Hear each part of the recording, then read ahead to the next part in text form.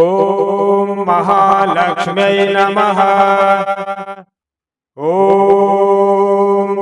याशा पद्मासनस्था विपुलकटितटे पद्मपत्रायताक्षी गम्भीरावर्तनाभि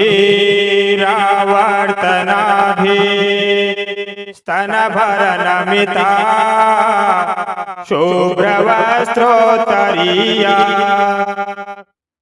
या लक्ष्मीर्दिव्यरूपैर्मणिगणखचितैः स्नापिता हेमकुम्भैः सा नित्यं पद्महस्ता मम वसतु गृहे सर्वमाङ्गल्ययुक्ता।